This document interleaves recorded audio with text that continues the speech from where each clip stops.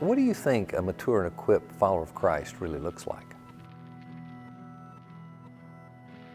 What are you doing in your church to help your people in spiritual formation?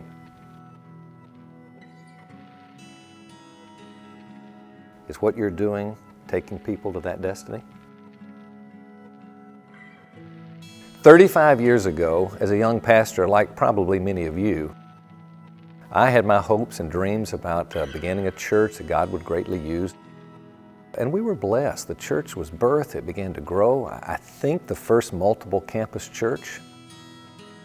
We were having a lot of conversions, a lot of harmony, and it just looked like things were good. But I was away on a study leave, alone praying and thinking, and I sensed something's missing in the church. And many of us know in the pastorate that something is not there. We're not building our people to be the mature, equipped, solid believers that we need to be doing in church work.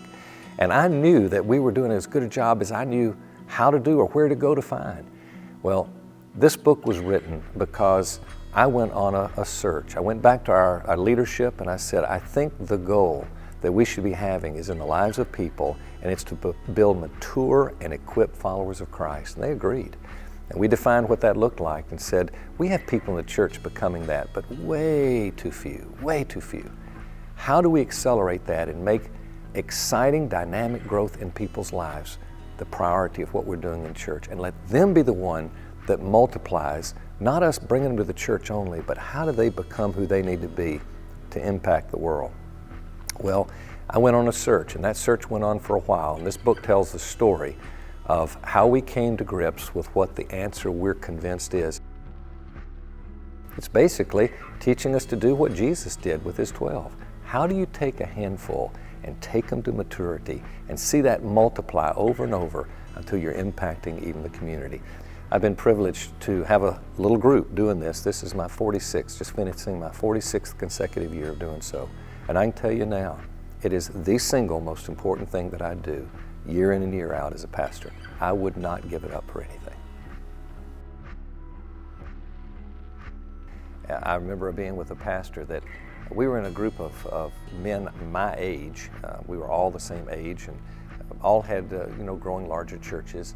And the question came up, how do you take people to maturity? And this leading nationally known pastor, I think, spoke for a lot of people when he said, you know what? I don't think you can take people to depth today in church.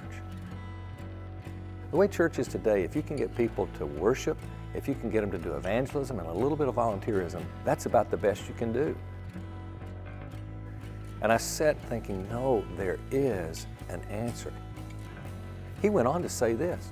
He said, how many of you people had someone in your life that was like a spiritual sergeant, kind of coaching you, teaching you, pushing you, loving you, but taking you in your spiritual pilgrimage where you ended up? Do you know there were probably 11 of us around the table discussing this, and all 11 of us raised our hand, every one of us. And then I remember him saying, how would you do that in church today? Well, I'm telling you, it can be done in church today. I know it because we're getting to watch it happen.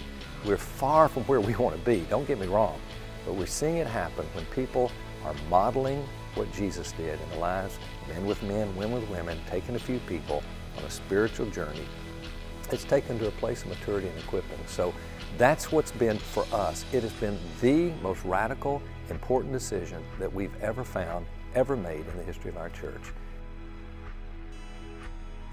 Insourcing discipleship in the local church, not allowing it just to be the parachurch, but do it within the church. We can change the paradigm of church, and we can change the world as a result of it.